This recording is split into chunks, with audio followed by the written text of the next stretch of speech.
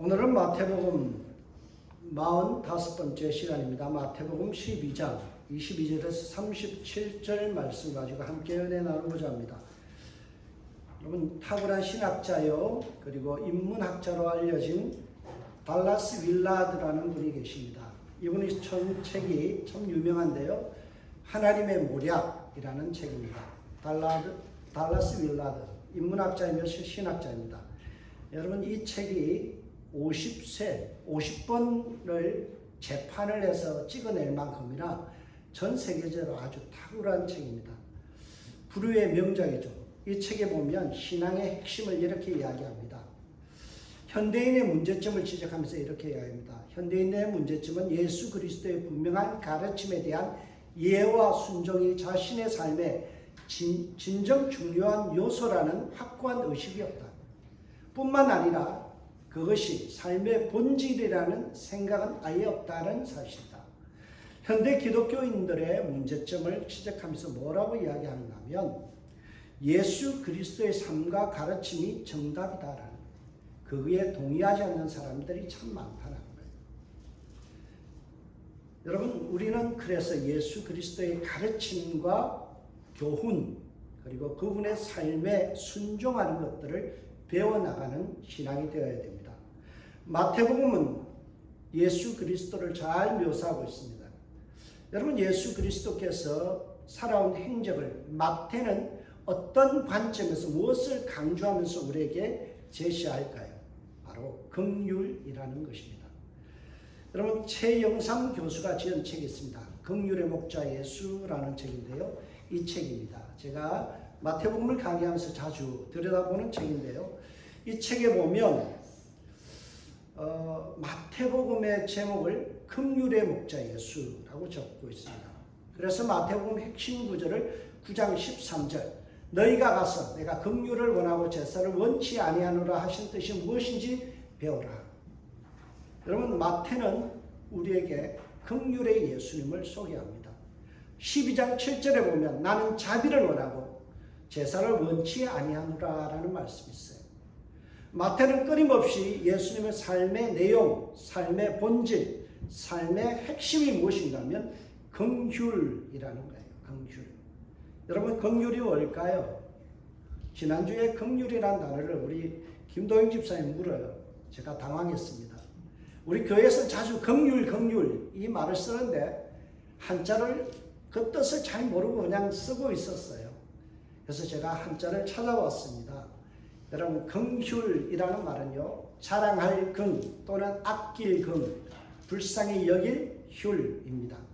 근데 이 두 자를 갖다가 한자를 분해해 보면요, 창모자와 이재금, 지금 금자가 합쳐져서 금자가 되고요, 마음심과 피혈자가 합쳐져서 휼자가 됩니다. 이것을 조합해 보면요, 지금 창이 마음이 찔려서 피를 흘린다 라는 뜻입니다. 무슨 뜻일까요? 그만큼 아프다라는 거죠. 여러분, 헬라어로 긍휼이라는 말을 스플랑크니즈마이라고 하는데요. 이 말의 뜻은 창자가 끊어지듯 아프다라는 거예요. 여러분, 한자나 헬라어나 똑같이 긍휼이라는 말은 무엇을 이야기합니까?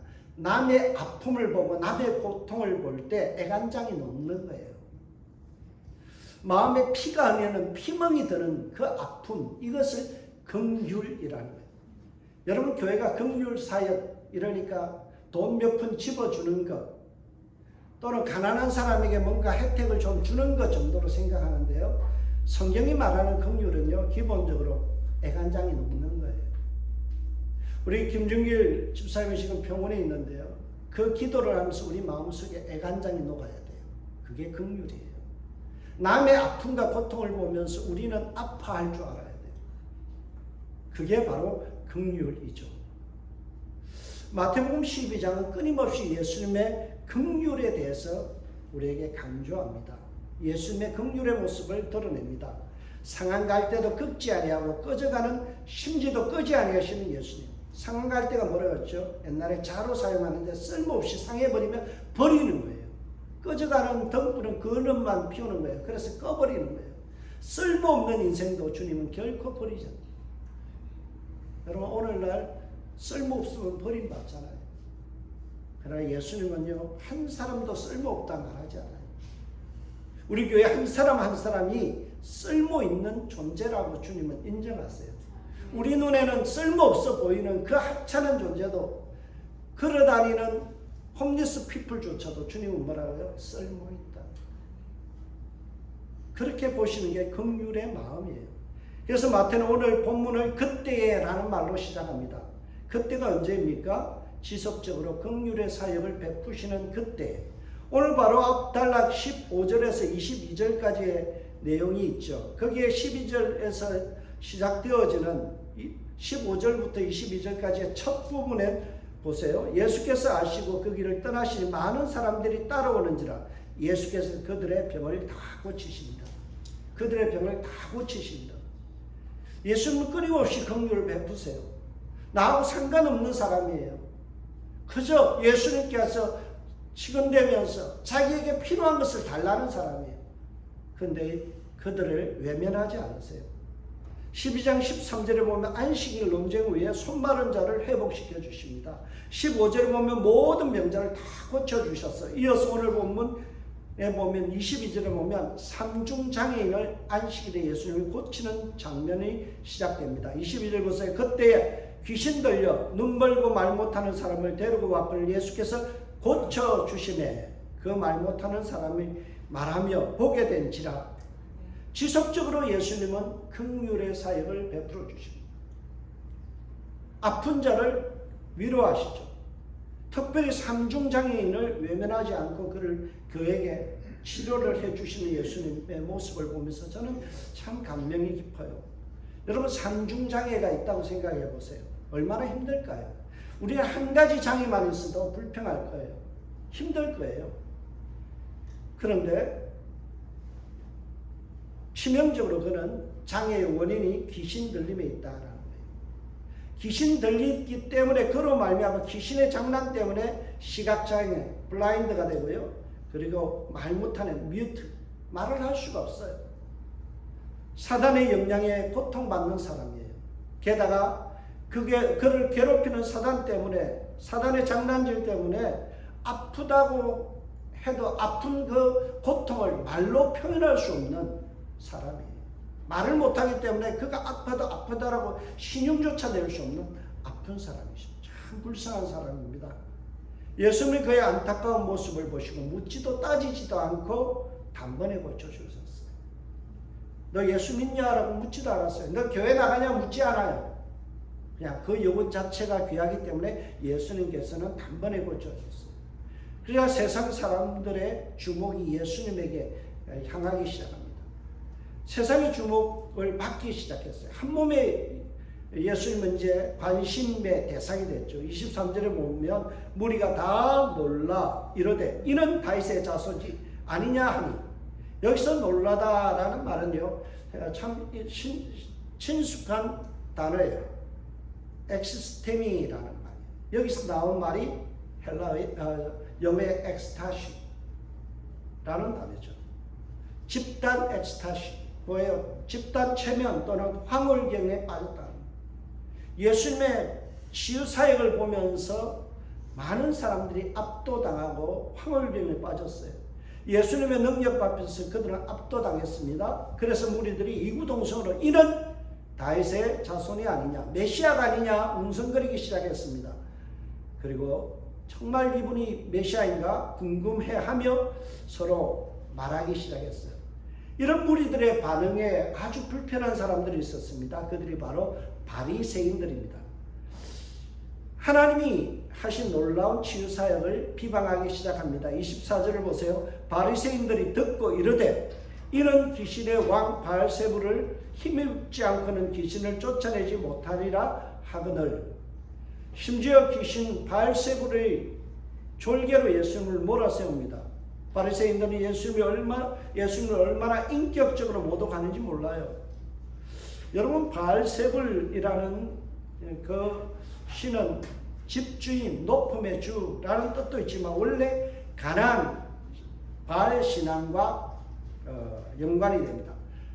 바알세불이라는 말은 바알과 여러분들 이 단어와 연결이 되죠. 그래서 탐욕의 신, 파리, 대왕, 똥파리의 대왕 그런 뜻이 있습니다. 여러분 열왕기 1장 2절에서 16절에 보면 똥파리의 대왕 그렇게 설명하죠. 여러분 예수님을 비유해도 어디다 비유해요? 똥파리에다가 탐욕의 신에 거기다가 바알 아주 이스라엘 백성들이 완전 혐오하는 대상인 바알을 갖다가 거기다 끌어들여서 예수님을 비유하고 있어요. 유대인들이 치를 떠는 이 바알의 졸개다라고 예수님을 인신공격하는 거예요. 그렇다면 왜 거룩하다라고 자부하는 이 바리새인들이 예수님을 이런 식으로 저급하게 공격하고 그렇게 비난할까요? 그것은 예수님이 그들에게는 위협적인 존재가 되었기 때문에 그렇습니다. 지금까지 예루살렘에 가장 존경받는 그룹은 바리새인들입니다. 바리새인들이란 말은요, 구별된 자 그런 뜻이에요. 그러니까 많은 사람들 중에서 독보적으로 구별되어서 살아가는 사람들이기 때문에 존경을 한 몸에 받았죠. 그들이 그렇게 존경받고 있는 그때 예수님께서 새로운 스타로 주목받기 시작했어요. 위협적인 존재가 나타났어요. 세상 사람들이 자기들을 바라보고 있다. 이제는 예수님을 바라보기 시작합니다. 무리들의 인기와 존경이 예수님에게로 옮겨가는 것을 직감했습니다. 그래서 그들은 예수님이 아주 불편한 존재가 되어서 예수님을 비난하기 시작했습니다. 이 대목에 대하여 청파교회 김기성 목사님이 이 부분을 이렇게 얘기합니다. 자기들의 특권을 잃을까 저하는 마음과 질투심 뿐이었다. 불안해진 바리새인들은 자신들의 한 줌도 안 되는 그 기득권을 유지하기 위해서 말도 안 되는 소리로 예수님을 공격합니다. 인신모독합니다. 예수는 메시아가 아니야. 귀신의 힘을 빌어서 잠시 메시아 흉내를 내는 그런 사칭하는 자일 뿐이다. 귀신의 왕 바알세불의 힘을 들려서 조물애기 마귀를 잠시 쫓아냈을 뿐이다. 그러한 것으로 예수님을 몰아셉니다. 자기 중심적인 신앙을 가진 사람, 자기 중심적인 인생을 살아가는 사람은요, 남의 성공을 기뻐하지 않습니다. 선한 일에도 비난합니다. 자기 중심적인 굴레에서 벗어나지 못하면 불평분자가 되는 거예요. 질투심에 쩔어 살아가게 됩니다. 여러분, 우리가 참 자기 중심에서 벗어나요. 그래서 예수님께서 뭐라고 말씀하세요? 자기를 부인하고 자기 십자가를 지고 나를 따르라. 나를 디나이하지 않으면, 부인하지 않으면요, 예수님 제자 될 수 없어요. 우리는 항상의 문제가 내 중심으로 모든 것을 보는 거예요. 내가 위협이 되면요, 아무리 좋은 일이라도 비난하는 거예요. 내게 조금이라도 해가 되고 내 기득권을 해치는 일이 있으면 우리는 비난하는 거예요. 그것이 자기 중심성이에요. 그래서 우리 마음속에 질투라는 것이 일어납니다. 질투에 넘은 사람들은 특권을 빼앗기지 않기 위해서 몸부림쳐요. 바리새인들의 몸부림이 9장에서도 한번 나왔죠. 9장에 보면 예수님께서 귀신 들려 말 못하는 이중장애를 앓고 있는 사람을 고쳐줍니다. 그러자 바리새인들이 예수님을 공격합니다. 바리새인들의 공격은 9장에서나 12장에서나 동일한 패턴이고 똑같습니다. 9장 34절에 보면 이런 말씀이 있어요. 바리새인들이 이르되 그가 귀신의 왕을 의지하여 귀신을 쫓아내는도다. 12장에서도 바알세불을 힘입어서, 오늘은 9장에서는 귀신의 왕을 의지하여서 쫓아내었다라고 비난하죠. 여러분, 자기중심적으로 세상을 보는 사람, 자기중심의 신앙을 갖는 사람들은 항상 블레임, 그리고 질투하는 거예요. 여러분이 입술에서 끊임없이 질투가 쏟아지고 누구를 끊임없이 블레임하고 있다면 그것은 내가 내 중심으로 살아간다라는 것입니다. 그래서 바리새인들은 예수님은 요술을 부려서, 그래서 사람들을 미혹시키는 마술가다, 또는 어떤 도인과 같은 사람들을 미혹시키는 자다라고 이야기하죠.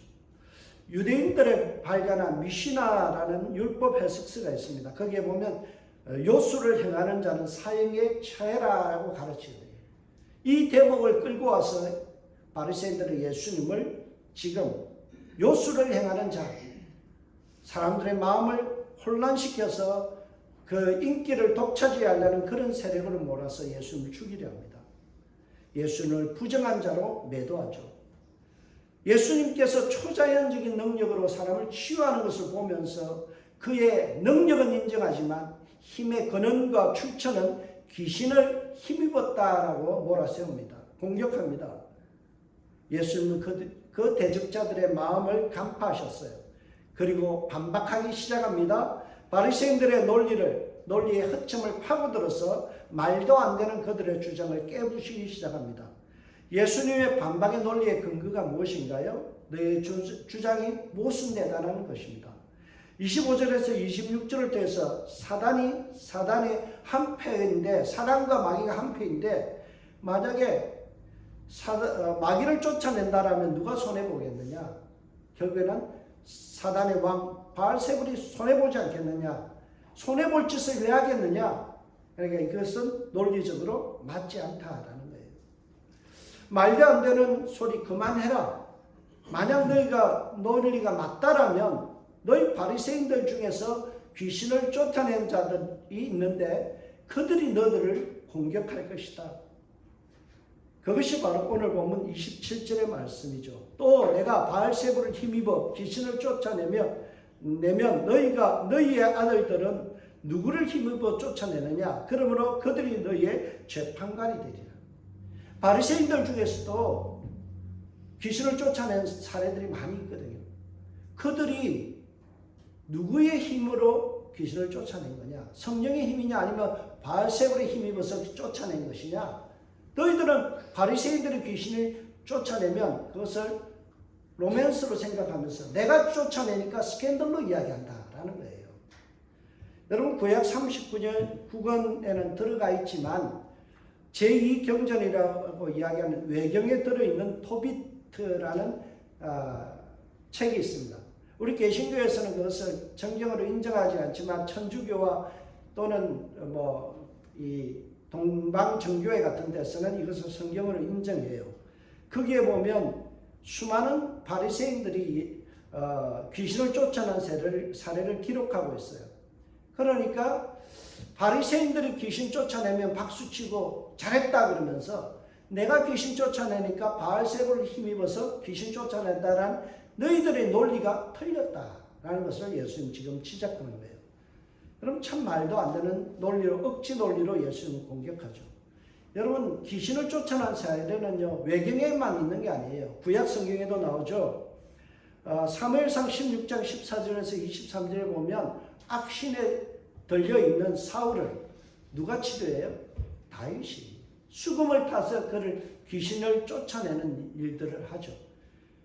그들의 논리라면 다윗도 뭐가 돼요? 귀신의 힘을 빌어서 귀신을 쫓아내는 그런 존재가 되죠. 이스라엘 사회에서 다윗이라는 걸출한 영웅이고 절대적인 신뢰를 받는 다윗이 귀신 쫓아낸 사례는 너희들이 어떻게 설명할래? 너희들 주장대로면 다윗도 그러면 귀신 노름에 놀아난 거냐? 예수님 지금 이렇게 반박하는 거죠. 내가 귀신을 쫓아낸 것은 바로 성령의 능력으로 쫓아낸 것이다. 그게 28절의 말씀입니다. 그러나 내가 하나님의 성령을 힘입어 귀신을 쫓아내는 것이면 하나님의 나라가 이미 너에게 임하였느니라. 예수님은 자신의 행위 배후에는 성령의 역사가 있었다라고 이야기하죠.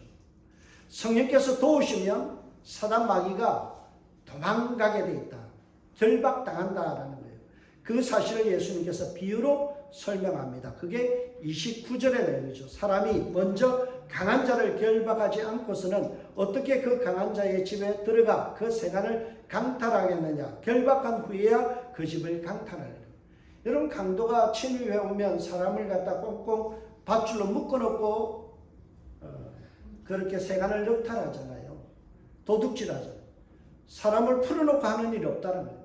마찬가지로 예수님께서 이 사단 마귀에 지배되는 이 세상에 들어오셔서 사단 마귀를 결박한 후에 성령의 사역으로 치유하신다라는 뜻을 말씀하십니다.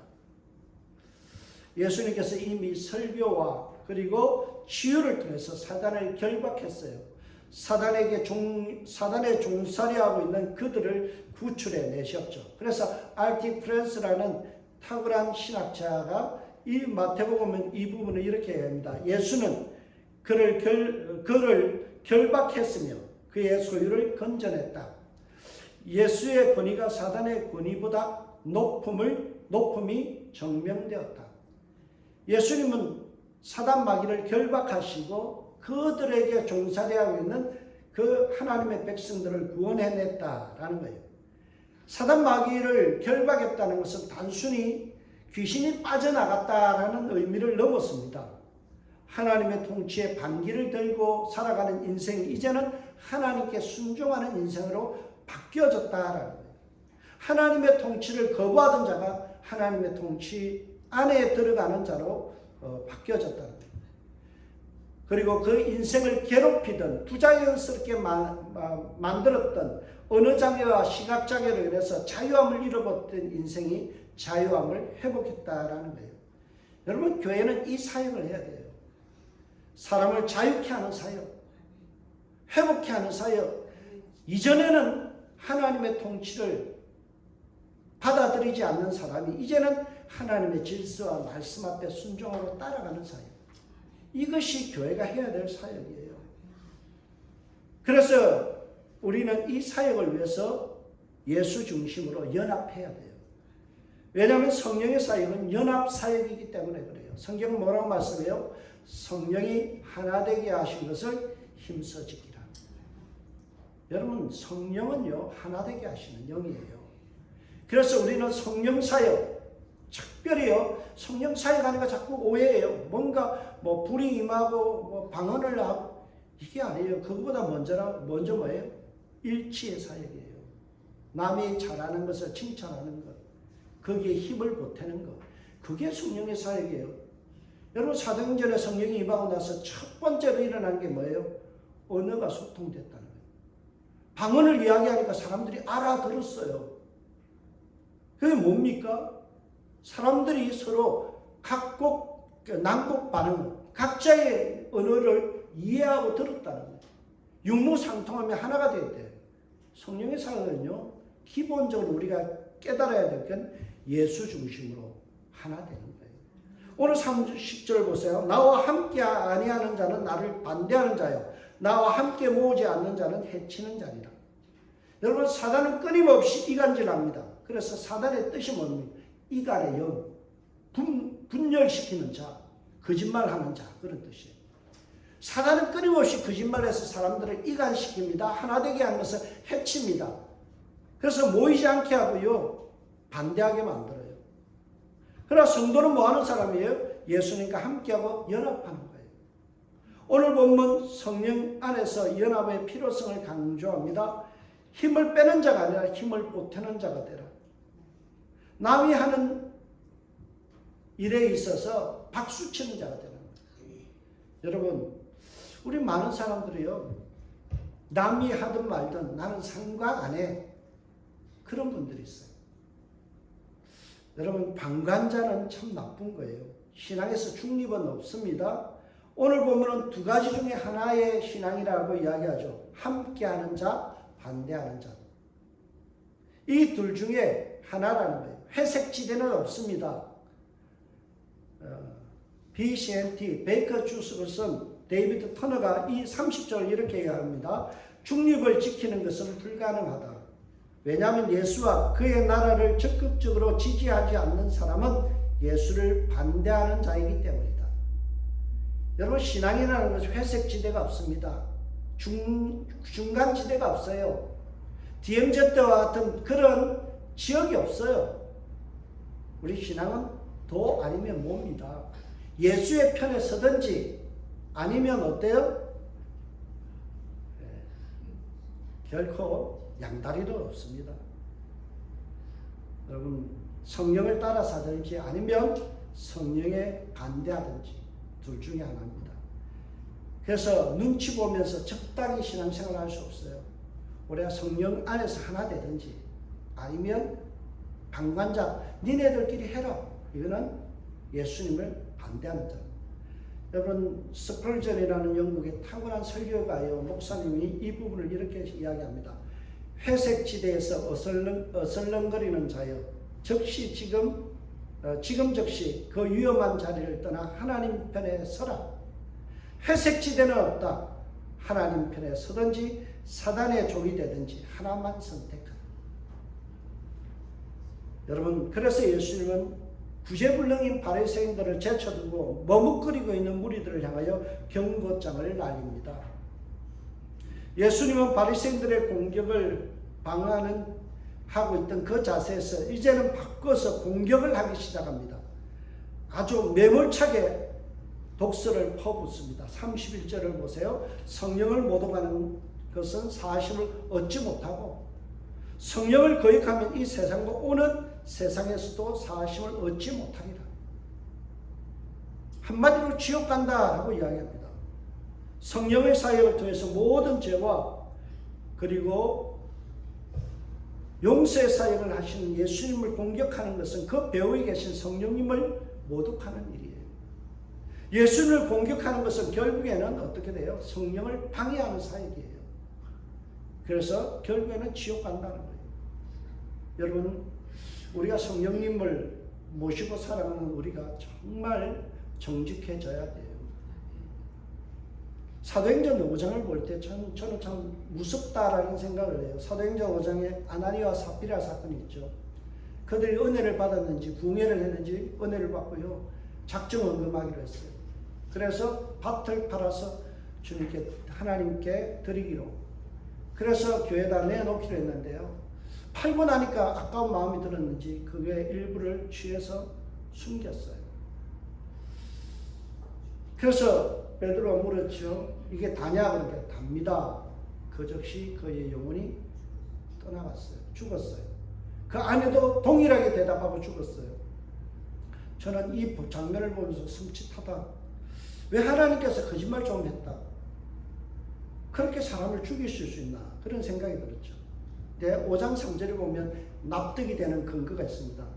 베드로가 이르되 아나니아야 어찌하여 사단이 내 마음에 가득하여 내가 성령을 속이고 땅값 얼마를 감추느냐.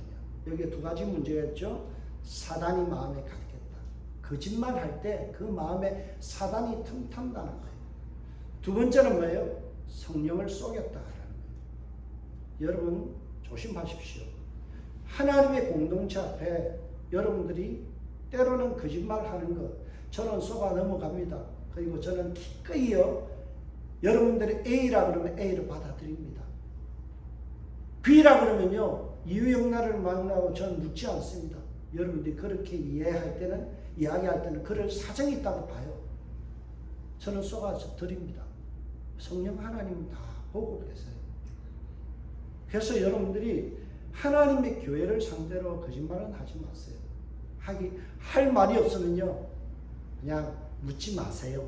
이게 정답이에요. 괜히 교회 앞에서 거짓말 하지 마세요. 사정이 있습니다. 다음에 말씀드릴게요. 아니면 제가 묻지 마세요. 그러면 저는 묻지 않아요. 여러분들 교회 공동체는요 하나님의 영이 함께하는 곳이에요. 그래서 조심해야 돼요. 나를 속이려고 하지 마시고요. 하나님 보고 계신다. 코람되고 신앙을 우리는 회복해야 돼요. 바리새인들의 문제는 거기에 있어요. 겉으로는 거룩하다, 구별된 자다, 성결한 자다 이야기하면서 속으로는 뭐예요? 그 속에 질투심으로 그 속에 예수님을 공격하는 인신 모독하고 인격 모독하는 거예요. 겉으로는 거룩하다, 내가 바리새인이다 그러면서 존경은 받고 싶으면서 어때요? 하는 짓은 꼴사나운 짓을 하는 거예요. 그래서 예수님께서 바리새인들에게 신앙의 일관성을 요구해요. 귀신 들린 자의 치유와 회복 그리고 탁월한 설교를 너희들이 듣지 않았느냐, 사역의 열매를 보지 않았느냐, 그러면 메시아로 인정하라는 거예요. 33절을 보세요. 나무도 좋고 열매도 좋다 하든지 나무도 않고 열매도 좋지 않다 하든지 하라. 그 열매로 나무를 아느니라.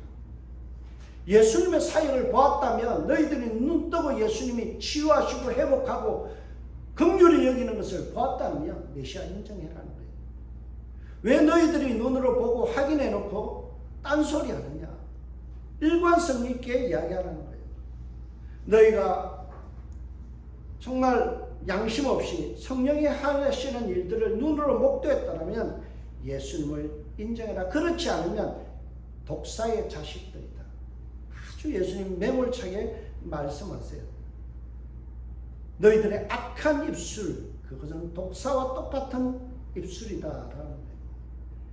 이것에 대해서 34절에서 36절까지의 말씀이죠. 여러분, 입술의 열매가 중요합니다. 신앙의 고백이 중요해요. 그럼 우리 내면의 생각이 입술로 드러납니다. 마음에 가득한 것이 입술로 드러나죠. 우리가 불신앙과 시기심으로 우리의 마음속이 가득 채워지면요, 여러분 안에서 끊임없이 불평이 나오고 시기, 질투하는 말들이 쏟아져 나옵니다. 그때 뭐가 틈탄다고요? 사단 마귀가 틈을 타는 거예요. 여러분, 그래서 말 잘해야 돼요. 입술을 잘 제갈 먹여야 돼요. 그래서 성경이 뭐라고 해요? 입술을 관리하는 것이 지혜요, 그것이 복이다라고 말씀하죠. 말이 많으면 허물을 명기 어렵다라고 이야기하죠. 말 그냥 생각 없이 쏟아내면요, 결국에는 내가 사단의 놀잇감이 돼요. 그래서 생각하고 말하고 덕스러운 말을 하며 은혜되는 말만 하세요. 제 친구 중에 참 좋은 목사가 있어요. 참 가까이서 교제하는데 그 목사님은요, 뭘 하나를 먹으면요, 맛있다. 불평하는 적이 없어요. 저는 먹어보면 입이 고급이라서 이제 조금 맛이 없어 보이는데도요, 맛있다. 얼마나 긍정적으로 말하는지 몰라요. 절대 부정적인 말을 안 해요. 그래서 그 친구를 아주 가까이 합니다. 여러분, 덕스러운 말을 하세요. 은혜의 말만 하세요. 사람들에게 정말 믿음의 격려의 말만 하세요. 그렇지 않은 사단의 놀잇감이 돼요. 바리새인들의 문제는 뭐예요? 입술이 문제예요. 입이 방정이에요. 끊임없이 쏟아내는 말들이 뭐예요? 부정적인 말, 시기하는 말, 질투하는 말만 끊임없이 쏟아내잖아요. 그것 때문에 어떻게 돼요? 예수님께서 독사의 자식들아, 너희들 결국에는 그 입술 때문에 지옥 간다. 37절 오늘 보면 마지막입니다. 내 말로 어렵다함을 받고 내 말로 정죄함을 받으리라. 믿음의 고백이 중요하고요. 그래서 긍정적인 말을 하세요. 좋은 말 하세요. 은혜의 말만 하세요.